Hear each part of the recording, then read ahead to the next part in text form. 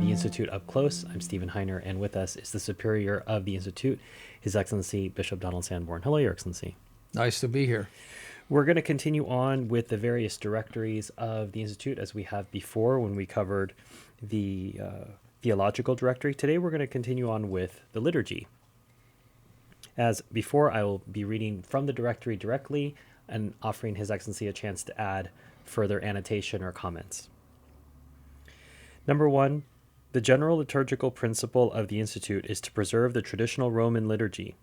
The Institute holds that the changes which were made to the Roman liturgy by the Commission for the Reform of the Liturgy, founded by Pope Pius XII in 1948 and headed by Annibale Bugnini, were transitory changes which were made in view of the Novus Ordo Missae of 1969.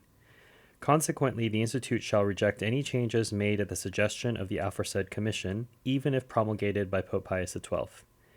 The Institute holds that, although these changes were duly promulgated by Pope Pius XII, the acceptance of them in the light of the changes of Vatican II would be harmful to the stated end, namely the preservation of the traditional Roman liturgy.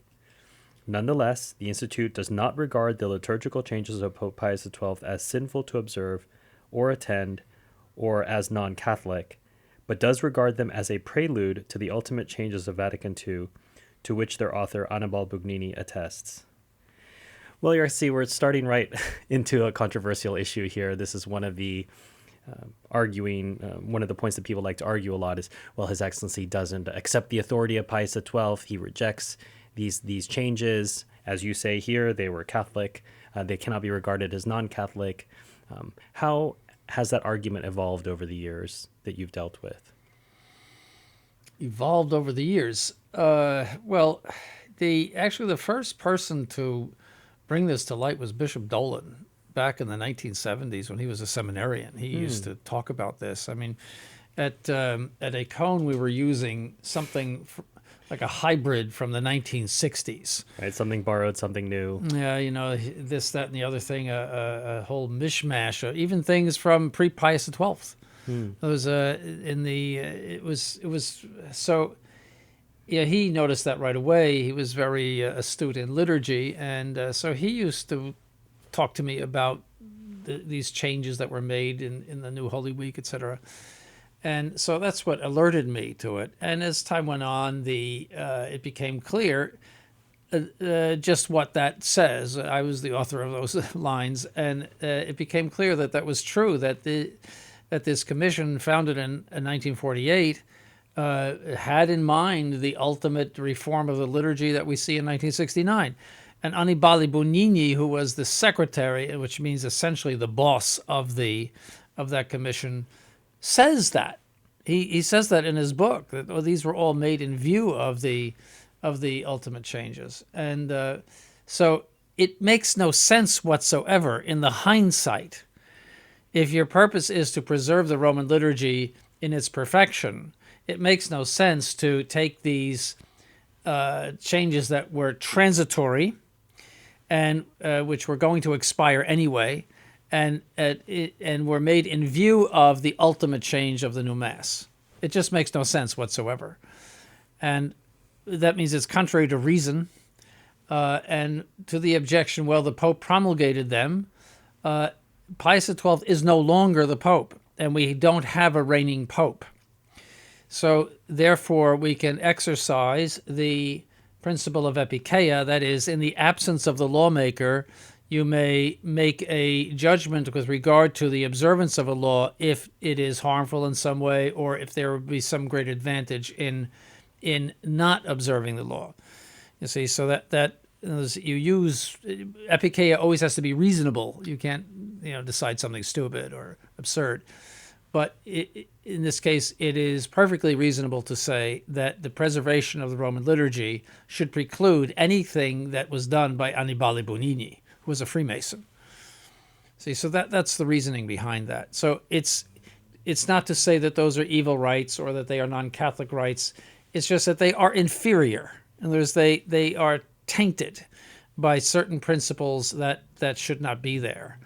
Historicism and various other things, introduction of the vernacular, little ways in which he managed to establish a principle orations facing the people, the blessing of the palms facing the people on an altar outside, and the priest comes out and says, "The Lord be with you," with the palms on a portable altar.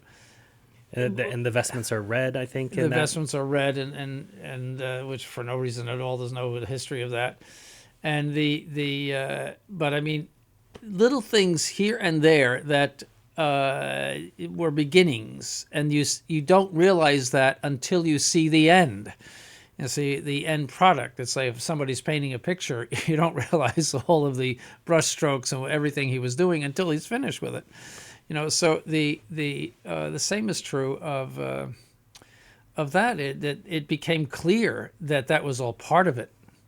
I think some watchers, some listeners might be a little alarmed when you say something's inferior, and I thought it might be helpful to talk about the psalter, for example, that something can be introduced by the church and then withdrawn, that is not in itself problematic, that humans do operate in the church and humans can make mistakes. Can you explain what the psalter was? And the psalter was, pious?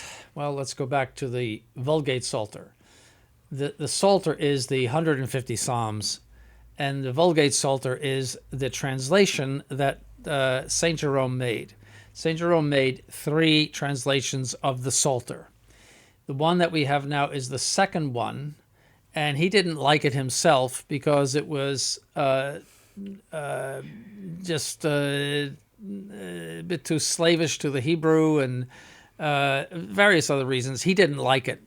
But the people in Rome liked it because it was like their old translation. That was the italic, and they had a translation before that. And see, Pope Damasus, this is in like the 380s AD, told St. Jerome to retranslate all of these things. And so the people were used to reciting the Psalms in this old translation. Well, this number 2 of St. Jerome was the closest to that. He did not like it, so there was a third one, and it's called the Jerome according to the Hebrews. That's the title of it. That is what he thought was better. See, but what existed in the typical Latin Vulgate Bible that was approved by Sixtus V and Clement and Clement VIII, Sixtus V and Clement VIII. The second translation of Jerome survived. So Pius X, St. Pius X, thought we need to redo this Psalter because there are certain things in it that are badly expressed and ambiguous, and it's true. How would a layperson understand that, Your Excellency, because they're not used to reciting the Psalter?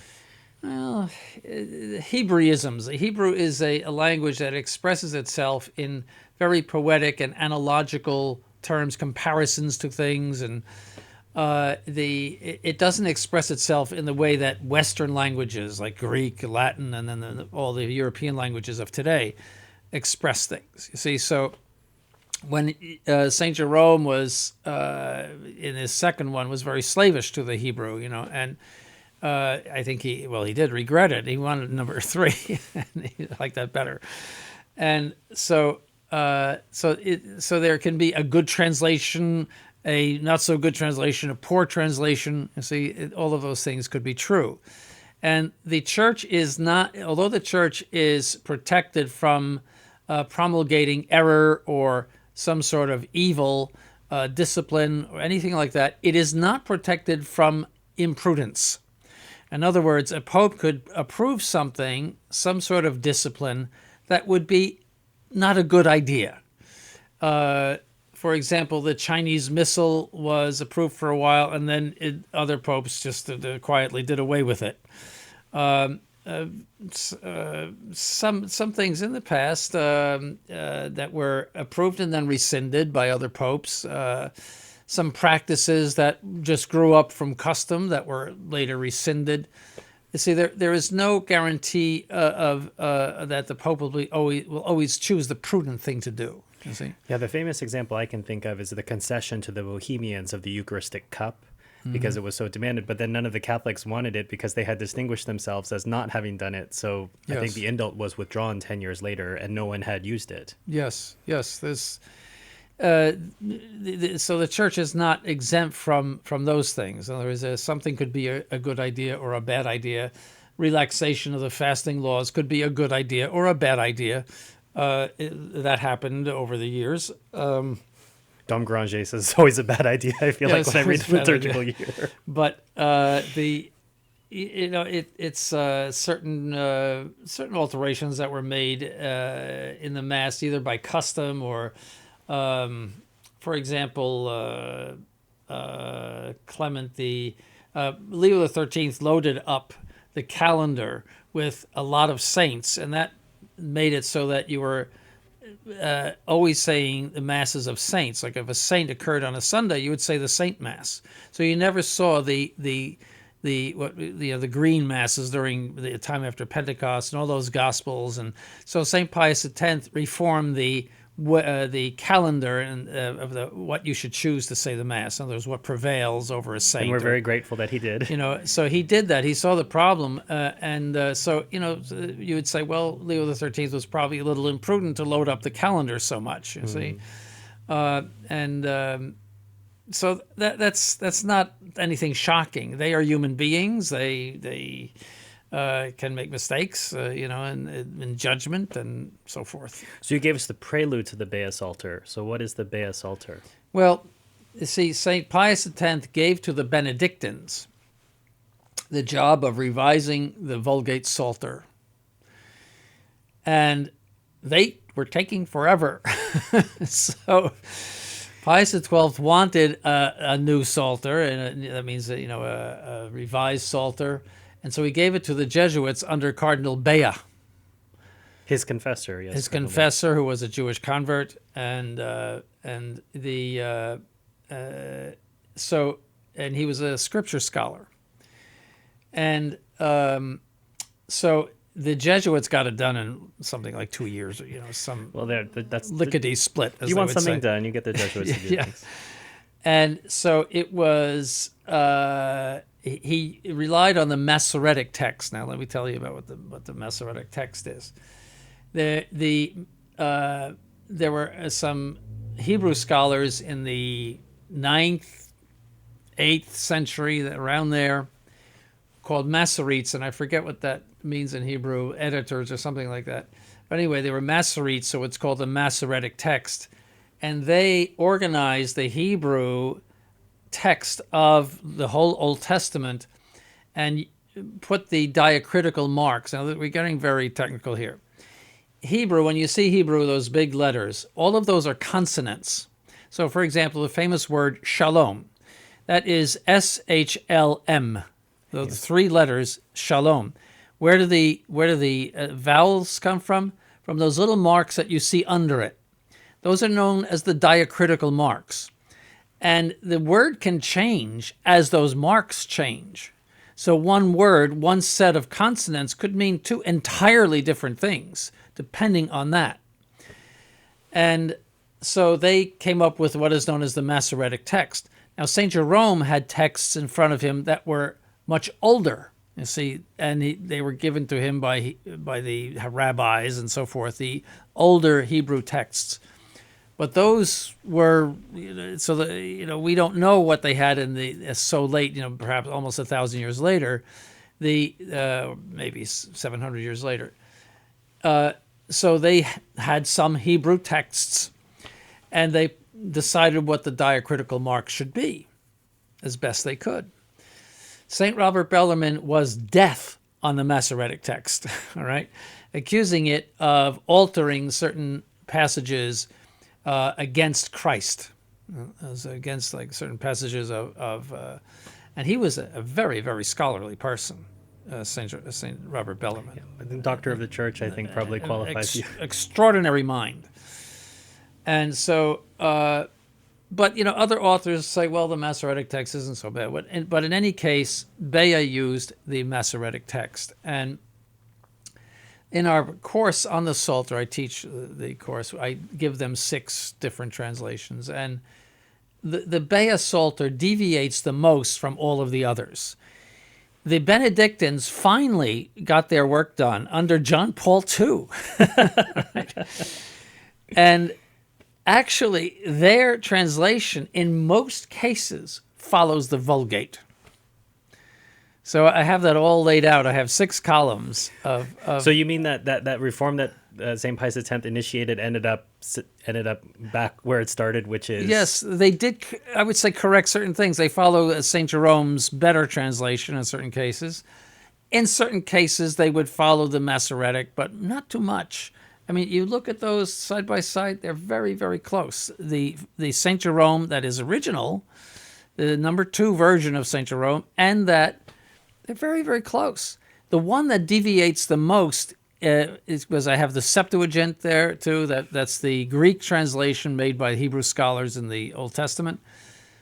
That agrees most of the time with St. Jerome. The one that deviates the most in this 6-column thing is the Bea. So timeline-wise, when is the Bea Psalter introduced? I think it was 1943, I think. It was during the war. And this becomes normative for use? It was so unpopular that he made it only optional. But he was very hurt, Pius XII, that nobody liked his Psalter. Not even John the 23rd liked it. So when... That's saying something, yes, you know, it died. It's the only way to put it. It just died.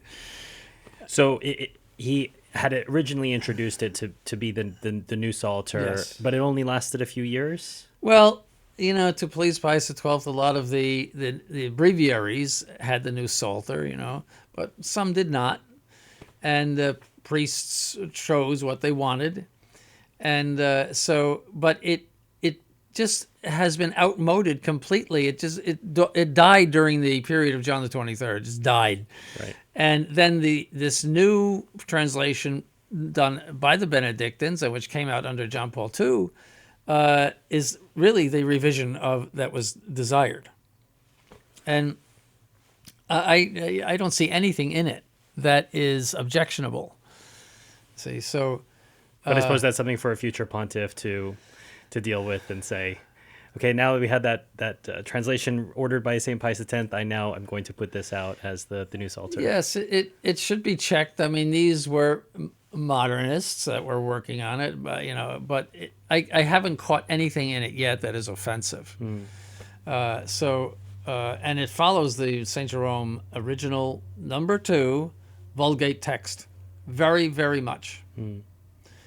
So I think this goes back to the idea of the church possibly introducing something in the person of the Pope that's inferior. It's not against the faith. It's Right. just something, and it was rejected by the clergy in large Yes, part. it just and then it was died. just made optional. And then it... Yes, he made it optional right from the beginning. Oh, really? Nobody liked it. From the beginning? Yes. Okay. Yes, and So it's always been the other optional. thing was that it's in very classical Latin, and it sounds like a second-year Latin textbook. It has no poetry in it whatsoever. It's like Caesar dragging the impedimenta through Gaul. It has no charm in it or anything like that. It's just, here's the facts, and it's not very nice to say. Well, especially if it's your job to say it every day, Your Excellency. Yes. It has the Psalms are poetry, and poetry always says things in a beautiful way. It destroyed all of that. So some people might look back. We did a questions for the rector for the MHT seminary channel, in which you talked about, we want to do what was done before the council, and we don't want to change anything. And so some might say, well, Your Excellency, the new Holy Week, that was what was in place before the council. How come you don't do the same thing there that you do with the idea behind the cassock? Well, because, again, in hindsight, and by the testimony of Bugnini himself, the new changes of Holy Week were made, as he says, as a bridge to the ultimate changes in the new Mass. And as Father Cicada said, if you don't want to, why would you cross the bridge if you don't want to get to the other side? See, it makes no sense. At the time, you would say, well, I'm a priest, this is 1955, and we're given this. You would just do it and say, I may not like it too much, I like the old one better, but this is what we have to do. But when you compare it to what happened, when you see its relationship to what happened, it makes no sense whatsoever to go back to the infant, like the ugly infant, you might say, when you find out that it's turned into a monster. There's maybe that's a little bit too strong, but it had elements in it that would grow up into the new mass and then all the new rites. It had elements introduced in it, and it just doesn't make sense. It was the first time in which the vernacular was permitted in the Roman liturgy in the history of the world. I don't remember. It's been a long many years since I've been to that rite, but I think you say the Our Father with the priest, I think, on Good Friday, possibly. Or Yes. And again, that's not evil. No, it's not but we know where that goes. Yes. Those of us who grew up in the Novus Ordo, yes. those of us who grew up in the Novus Ordo, when you're in the New Holy Week, it doesn't seem foreign because it is in large part the same Holy Week that is used in the Novus Ordo. They already did the changes. They didn't need to redo the changes after the changes. Right. And when I was young, which was 100,000 years ago, I remember going to the Holy Week services, and this would have been the Reformed services. This would have been your early childhood? Well, when I was 8 or 9, 10. And so that was the Pius XII Holy Week. I always thought, this is something odd. It's just not different from what I'm used to in the Mass. There's something, and I couldn't put my finger on it. And it wasn't optional? No, it was not optional, no. No, you couldn't use the old one. And I suppose they either had to print new missals or they were putting inserts in for Holy Week for a while. They printed new missals, or else you had a Holy Week missal, a special thin missal where it was all changed. Yeah. Yeah, and the clergy had to learn all of these different new things after Yes. doing the same Holy Week for their whole priesthood. Yes, it was quite different. But when you've done the traditional, you see all of the flavor and fragrance of the traditional Mass in it. And then you can't go back to Right. that. You just can't. It just you smell something else in it, and it's not very pleasant. Well, I like the as you said, Father Cicada's bridge analogy because That's Bonini's. Bonini's, Bonini said it's a bridge. Right, but Father Cicada said if you're not going to go across the bridge, why you get, because I think the idea is, well, we were ordered to the bridge, we were ordered to this part of the bridge by Pius XII, and we are very obedient to the Holy Father, and so we just obey the orders. And I've often said that in a military analogy, if you're given orders to, let's say, hold this hill, and then 60 years pass, you can't say, well, I was ordered to hold this hill and I'm being obedient to the situation, as you say, has changed. In hindsight, you're able to look back and say, what's going on here? And everything that, many things, as you talk about, that wouldn't be entirely series of episodes talking about the changes of Holy Week. Mm-hmm. But the position that the Institute is taking is that we're not interested in crossing the bridge, so we're not even going to get on the bridge. And if this is resolved by a future Holy Father, I think this is a legitimate case that can be made. Yes. The point is that the Holy Father is not there. Pius XII is not there. There is a vacancy of authority, and therefore we are left to our own judgments about how to best preserve the traditional liturgy. Benedict XIV, who reigned in the 1700s, said that the traditional Holy Week is very, very old. All those ceremonies are very ancient, So, when you see what happened in 1969 versus what happened in 1955, it just is not rational to say we're going to take the baby, but not what it grew up into be. It grew up to be, by the same author, Bugnini, a Freemason. I suppose, too, Your Excellency, might we look back to the changes, I don't want to use some changes, the imposition of the Roman Missal by Pius V, and we saw that some ecclesial communities resisted those changes liturgically, and they were allowed to keep the Church does not have a history of denying permission to people who want to keep an older form of the liturgy if they're able to make their case to the Holy See. So Pius V's intent was this was going to be the liturgy, but then he made some exceptions. Yes, there was a riot in the Cathedral of Milan over the use. Saint Charles Borromeo imposed the Missal of Pius V in Milan. They had their own rite from the time of St. Ambrose. And there was a riot in the cathedral. They would not accept it, so he had to go back to the Ambrosian rite. That's how strongly people felt in those days. And I think what's important there is you have a saint promulgating it and then another saint who had ordered it, right? Yes. And both of them react and say, well, if people are so attached to their liturgy, then there's something there that... Yes, it's...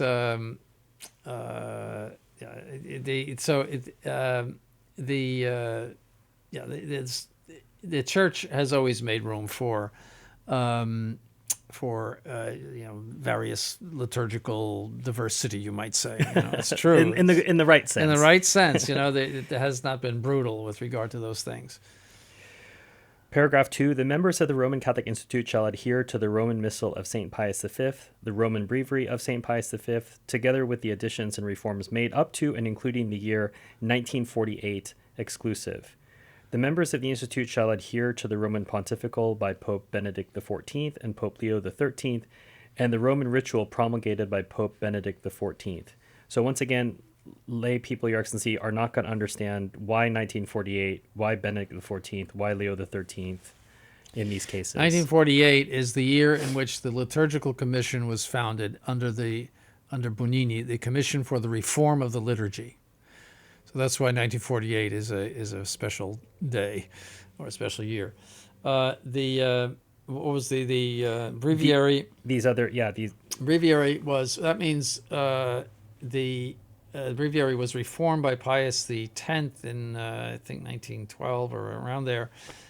So that is that's where he fixed the calendar problem, which I mentioned before. Principally, that's the reform that he made. And then the other was the Pontifical of Pontifical. Benedict Yes, XIV. that just means because John the 23rd changed the Pontifical in certain cases. He got rid of a reference to original sin. Very, very slight, a few words in the blessing of the holy oils for baptism. Wow. And I used it once thinking that he didn't touch the pontifical. He did. And I was looking at the two different texts. I said, there's something wrong here. And a few words were left out. Just a few words. Yes, it's in a type of preface where the priest or the bishop sings it. And but it was a reference to original sin. Yeah. Your Excellency, lay people might not know, what is the pontifical and what is the ritual? The pontifical is those ceremonies that are used only by bishops. So that's a special book, and it's dedication of churches and consecration of churches, consecration of bishops, ordinations, etc. Only bishops do those things. The ritual is the book of blessings that are used by priests. See, so we just those dates exclude any kind of influence of the Novus Ordo or any kind of pre-Novus Ordo influence. See, that's those dates were picked out. Number 3, the Institute shall accept any and all canonizations of saints made up to October the 9th, 1958, and shall reject as invalid any canonizations which were attempted thereafter. I think most of our watchers and our listeners will understand that, Your Excellency. I think they probably are wondering, what is our position supposed to be towards people who we know, for example, like Padre Pio, who had the stigmata, various signs of sanctity. I think some Catholics are not familiar with how the cult of saints develops on the way to canonization, and they're a little concerned, like, well, am I is he Saint Pio? How do I refer to him? What is the proper way Catholics should think about this? Well, it's one thing to be a saint. It's another thing to be declared a saint. All right. So in many cases, these canonizations done by the Novus Ordo are of people who are most probably saints, very pious, holy people. I mean, I've followed it a little bit over the years. Most of them, I don't think there's... Now, we're reserving, of course, judgment about St. John the 23rd and St. Paul the 6th. Don't forget JP1's coming up soon. JP1 is, yeah, so that's just absurd that you can be canonized a saint because you destroyed the church. Everybody just laughs at that. Come on. And but these some like nuns and so forth that lived under before Vatican II, a lot of those people were canonized. Some of the English martyrs were canonized. They're most probably saints. They were canonized by Paul VI, but it's just, again, it's a type of legal thing in the church, to be canonized. See, canon means law, so it means that it is approved for their cult or their veneration is approved for general use in the church. See, that's the idea. But you can have a private devotion to these people, in the assumption that they are very holy people. And then that the church that doesn't prevent you from. Yeah, if you pray to them privately, there's no problem. It's just that it cannot be done in a church because it hasn't been declared that way. Right. You're saying the church is saying these people are definitely in heaven, and you have to believe that. Well, it implies something, indefectibility, Your Excellency, possibly. Yes. Otherwise, if that were not true, if the church were not infallible with regard to that, you could say that, well, it's possible that Saint Teresa of the Child Jesus is damned in hell, which would be a blasphemy to say. If you do not trust the church to propose to you these saints infallibly, well, then somebody could say, I don't want to pray to her because she might be in hell. You see, that's awful to say, you see. But that would you would have to admit that. And some of those that you alluded to, Paul VI, that were canonized, they had already, let's say, gone through. They had become servant of God, venerable, blessed, and so we'd already had a lot of vetting going on. And it's remarkable too. You think you've always said one of the things that you appreciate most about Pope Pius XII is he gave us Saint Pius X. Yes. There were a lot of. We got Saint Therese of the Child Jesus, as you already noted. That was Pius XI, and we had Saint Joan of Arc. Also, that was Benedict XV. So all of these were late in the day canonizations. Thankfully, they got in under the wire. They were very great consolations to us as Catholics. The saints are a consolation for us. Yeah, well, St. Pius X especially, because modernism was on the rise, and I think Pius XII felt that it was beyond him to stop it. And making Pius X a saint and advancing him before the 50 years, that was a real Santo Subito. All the modernists just were outraged at the thought of canonizing him because he had harmed so many people and so many people suffered under him. They were triggered. But I think that was his way of making a statement about the modernism going on in the church, because he is remembered most for his anti-modernist campaign. Yes, communion for little kids and various other pious things, frequent communion, but he is remembered most, and especially the clergy would remember him most. And there were many clergy alive still when he was canonized.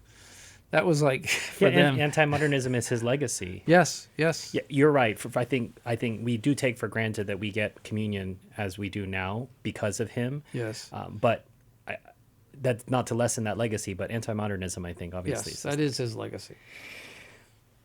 Number 4, the Institute shall accept any feast days of the universal calendar which were established up to December 31st, 1954, and shall reject any made thereafter. Yes, that is to include the Queenship of the Blessed Virgin Mary. It is to exclude. 1955 is the watershed year. That's when all the changes came through. You had Saint Joseph the Worker come in 1955, and that again is a modernist principle of liturgy is social feasts. There were social statement feasts. And to make Saint Joseph, they did away with the solemnity of Saint Joseph, patron of the Universal Church. That's how it's captioned, patron of the Universal Church, which was a. You mean they removed that feast? Yes, it's gone. It's gone. And they replaced it with this one. And it had an octave, so you were praying to Saint Joseph all during 8 days. Okay. And beautiful. And if the church needs a protection of Saint Joseph, it needs it now. Did away with that. And on May 1st, which is the communist feast day, St. Joseph the Worker, the idea being all the communists now are going to come flocking to St. Joseph on this feast day because we've made it their patron saint. I mean, it's gone the other way. It's gone the other way. I'm thinking of Bergoglio being presented with the crucifix made of a hammer and sickle or something like this. Yes, so I think he kissed it. Maybe. Yeah, no, it's. I mean, he's a socialist. He's probably a communist. I think he said he was a communist. I think. And that our Lord was a communist. It's something like that, But he's obviously a leftist. So I mean, it has not. See, that's what liberals think, that if you're nice to people who deny the faith or who are agnostics or atheists, if you're nice to them and you sort of make compromises to draw them in, you will attract them. No, they will just laugh at you. They will just think that you're absurd, and the thing to do to draw people is to be a good Catholic and to retain the Catholic faith and all of its standards. if they are moved by the grace of God, they will come to the Catholic Church.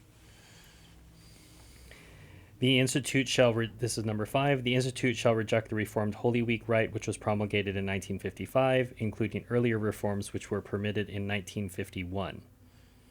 Yes, there was an experimental rite approved in 1951.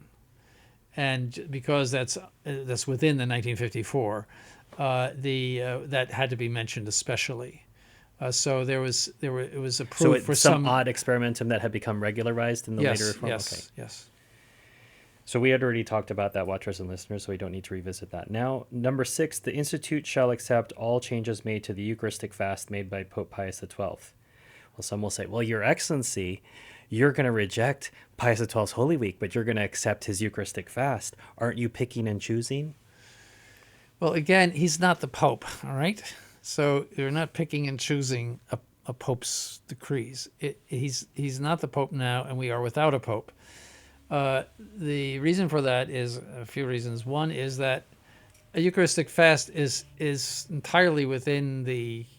There have been changes in the Eucharistic fast in the past, and it's just not something that is modernist or non-modernist or anything like that.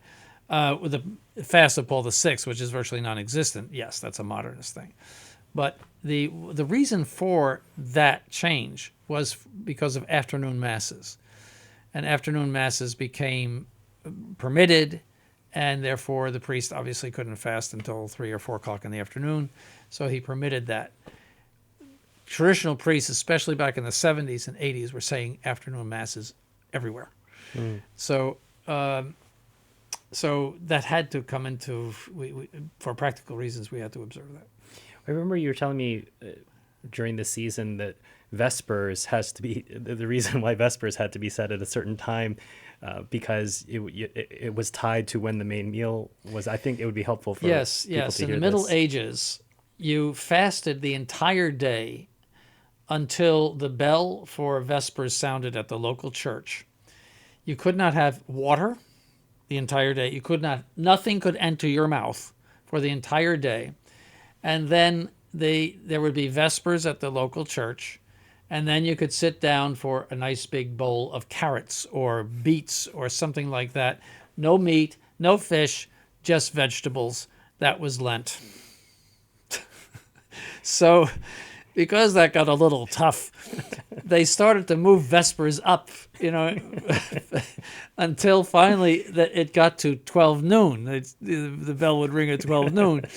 And the church said, no, that's it. It's not going back anymore. That's 12 noon is the earliest we're going to do it. Right. And so then they could eat their main meal after that. So, which is a bowl of carrots still, Well, this is why, as I said, I appreciate this about Don Granger. In the volume, which, as you've noted, he didn't write the whole liturgical year because he died midway through it, but he did write the Lenten volume. And I've told you before, he beat me up so much when I read it. I said, okay, well, my Lent has to get a lot more drastic because, as you say, I mean, not eating the whole day and then a nice bowl of cold carrots, not like, I don't know if they were cold or not, but they were just carrots or whatever, potatoes maybe. I don't know. No, they didn't have potatoes. That was a New World thing. Number 7, the members of the Institute shall not use Gothic-style vestments. They shall use only Roman, French, German, and Spanish-style vestments. The San Filippo Renaissance style, also known as Borromeo style, I've heard, is also permitted. Now, some might argue, I see pictures of saints in Gothic vestments. What's wrong with Gothic vestments, Your Excellency? There's nothing intrinsically wrong with them. As a matter of fact, they were used in the Middle Ages. It's just, as a matter of fact, in the ancient times, they went the chasuble went all the way down, and that's why there's it had to be rolled up, and you would hold the priest up. It was a big mantle, you might say. That gradually got abbreviated into what is known as the Gothic vestment now. So if you go to a museum, for example, you see medieval vestments, and they're the typical Gothic vestment. So there's nothing intrinsically wrong. As a matter of fact, there's many Gothic vestments that I like to look at. They're very nice. However, again, you see the Roman style and all the styles there, those were done during the Renaissance and Baroque period where they cut away the sides, and you had a flat back and a flat front. And when the modernists came in and started to make changes in the liturgy, the liturgical movement that came in after World War One, the thing was the Gothic vestment. You see, it's, you might say, more formless. It's and they had this idea of going back to the original times, and which they did only very selectively, as we know. But the idea of the Baroque Tridentine period, that was bad, and we have to go back to the ancient stuff. All this stuff condemned in Mediator Dei. Yes, so it became a symbol. As a matter of fact, in 1923, the Sacred Congregation of Rites condemned the use of Gothic vestments. Really? Yes. But it nonetheless, just became more common. You call that a custom contrary to law. And so there's nothing intrinsically wrong with them, but it became kind of a flag of the liturgical movement, the modernist-inspired liturgical movement, a flag. And not that every single person that wears a Gothic vestment is a modernist. They don't, it's just... Well, for those of us who grew up in the Novus Ordo, was the only type of vestment we ever saw. Yes. So again, we're not. You can't get fanatical about it. I know many good traditional priests who wear Gothic vestments. But there are no such vestments in this house. No such vestments in this house. No, it became a symbol and a flag for the new way, and that's why. What happens if members of the Institute are traveling to other places that don't have this same rule, and the sacristan lays out a vestment for you that's not? I would wear it. Because it's not your house. It's not. Yeah, it's like when you're in somebody else's house, you put on what they put out. No. I object to this vestment. When I was newly ordained, there's a picture of me in a Gothic vestment. Yes. That's all at that time Father Kelly had. I was on Long Island, and all he had was Gothic vestments, and so that's what I wore. It's not something to be fanatical about. It's a token thing, you might say. Number 8, the members of the Institute shall use only the Douay Rheims translation of the Bible when citing or reading sacred scripture in English, and shall use only the Sixto Clementine Vulgate when citing or reading sacred scripture in Latin. And I don't think that has to be too explained to the laity, Your Excellency, but they might wonder, what about their own use of the that excludes the confraternity version of sacred scripture in English. That is a poor translation. It's not terrible, but it's poor. And so that should be replaced by the Douay Rheims. I don't think anybody publishes it anymore. It's another thing that died. The confraternity version? Confraternity version, I think it died. Now it's like the New American Bible and the various other things. Well, there's a reprint of the Knox Bible, but I know that you're not... That's Bible Stories. That's not... No. I know you're not a fan Bible of that story. translation. No, it's awful. So, but again... He was a person of modernist tendency. So as far as the laity goes, I'm not going to use... It's not sinful for them to read the confraternity version. You're just saying it's very... It's inferior. It's not a very good translation. There's certain things that are translated poorly. The Douay Rheims is absolutely faithful to the Latin Vulgate. And the Latin Vulgate is approved by the Council of Trent. So why... And the only thing about the Douay Rheims is that it's 18th century English. So occasionally you get things like working for a penny a day in that parable, right. And certain words that have undergone change. So really the Douay should be revised for more modern English, I would say that. But that requires the approval of the authority of the church. So we can't do that, without... But that's what you hear on Sunday from our pulpits, is the reading of the gospel according to the Douay Rheims. Number 9, the Institute rejects the use of the translation of the Psalms promulgated for optional use by Pope Pius XII in 1945. Yeah, we talked about that. In 1945, yeah. Number 10, the members of the Institute reject the use of the dialogue mass. Now, I think what's interesting here, Your Excellency, is people don't realize that in different parts of the world, this was considered traditional. And I found this out when I was in France, that some of the older people... This was the traditional way, because in the 1920s and 30s, they were I say shouting out. They were responding, and so they're going back to their childhood. Well, this is how we did it when I was growing up. Yes, yes. And so that is a strange to say, the dialogue mass is traditional in their eyes. Yes, And so France they see it as- particularly was beset by the liturgical movement. Germany too, but France also very much, and that was introduced at that time. Again, there is nothing intrinsically evil about people saying the responses. However, there is no tradition for it whatsoever to make responses at a low mass. Secondly, it was to introduce this idea of congregational worship. See, they would spoon feed us, so you thought you were not participating unless you were making these responses. Active participation. Right. You see, your participation in the Mass is primarily interior. You are interiorly associating yourself with the action of the priest in making the sacrifice. You could have all of the responses memorized. You could say them as loud as you want. If you don't have that interior participation, all of that is worthless. See, but to convince people that you're not really participating unless you're making these responses is a lot of nonsense. And it's really a distraction to the priest. The people typically slaughter the Latin. It's a mess. The Mass sounds terrible. It's at different paces, so you have some Yes. people moving at rapid speed, and Yes. other people are. Yes. Yes. Now, by way of exception, Your Excellency, so for example, if there's not a server and it's a convent of nuns, I think the nuns can respond to the prayers of Yes. the foot. Even an ordinary lay woman. There used to be somebody that Father Zapp had every morning at Mass. He would call her the pew girl instead of the altar girl, of Right. course. She was the pew girl. And she was very, very pious, an older woman. And so that was a joke. But yes, she made the responses from the pew. And you can do that. Number 11, bishops and priests of the Institute shall observe the rubrics of the Roman Missal regarding the mention of the name of the Pope and Bishop during the vacancy of each of these sees. So it's not an opinion here, Your Excellency? No, it's not an opinion. No, the rubrics tell you skip it. Number 12, members of the Institute may not say Mass or conduct any public or private devotions in a church or chapel that is commonly used for the Novus Ordo.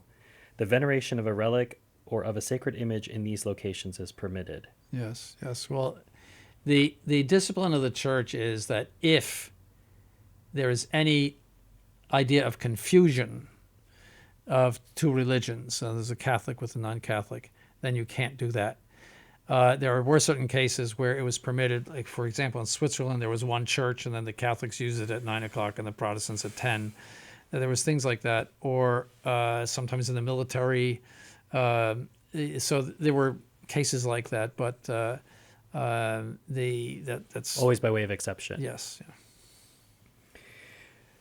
I suppose the veneration of a relic or a sacred image in these locations is permitted is because there's many relics and sacred images in the Novus Ordo.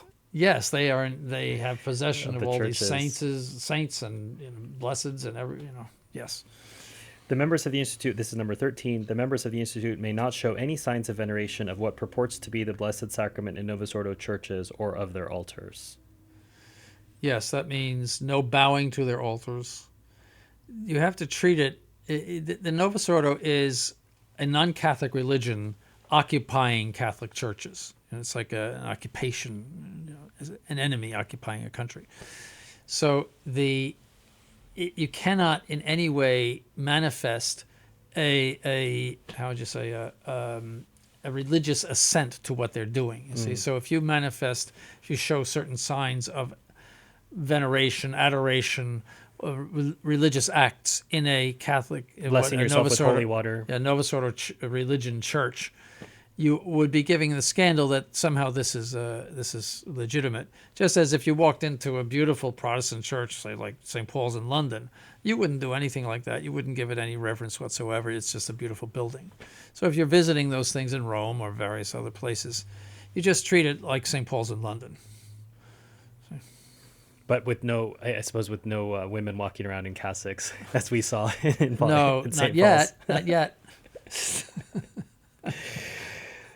And also, too, I'm reminded of, I think you told me about was it Pius VI or Pius VI regarding the juring priests, the hosts that they had made, they were to be left. And so, I mean, these are valid hosts, not even a question of the Novus Ordo, but not even to be associated with that. Yes, that was Pope Pius VI, and the Bishop of Strasbourg asked him the question, what do we do with hosts that are consecrated by priests who have sworn allegiance to the revolutionary government, which made them schismatic? And he said they cannot be distributed, even though they're valid. They cannot be distributed, the Pope said. They cannot be distributed because they are the products of schism. And Essentially, they that's were what to he be said. left somewhere to Yes, decompose. left in the tabernacle, yes, to decompose. Yeah. Number 14. The members of the Institute shall conform all liturgical rites and ceremonies to the instructions found in the Rubricae Generales of the Roman Missal and Breviary, in the Ceremoniale Episcoporum, and in the Rituale Romanum, and in the books of approved traditional rubrices such as Martinucci, Moretti, van der Stappen, O'Connell, O'Kane, Levavasseur, and others which are approved by the Superior General. Local or national customs, provided that they are long-standing and not contrary to the rubrics, should also be observed. Yes, those are a list of standard rubrical books that everyone observes, and then you could have some local variations, particularly in Europe.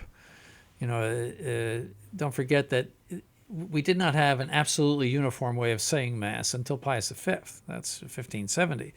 So up to that time, there were variations in, from diocese to diocese, and here we do this, there we do that, and so some of those things have survived and as local custom. So. I, the undersigned, do hereby freely accept to abide by the liturgical directory. There follows the signatures of the member and of the Superior General. Well, Your Excellency, it's called the liturgical directory, but there are so many things associated with the liturgy of the church, the office and the ritual and the pontifical and all these other things. So I do think that the laity may not be clued in onto all of the subtleties and the books that you mentioned, the authors that you mentioned, but the stance is consistent that we do not have a pope at present, and we have to do what we think makes the most sense given the circumstances. That's correct. That's it. Well, thank you as always for your time, Your Excellency. If you were grateful for this, please hit like, subscribe, share this on other places of social media. If you'd like to send a super thanks, that will obviously come to the Institute and help support the work of our clergy. As always, Your Excellency, until next time, we'll continue on with the pastoral directory. Very good. Thank you.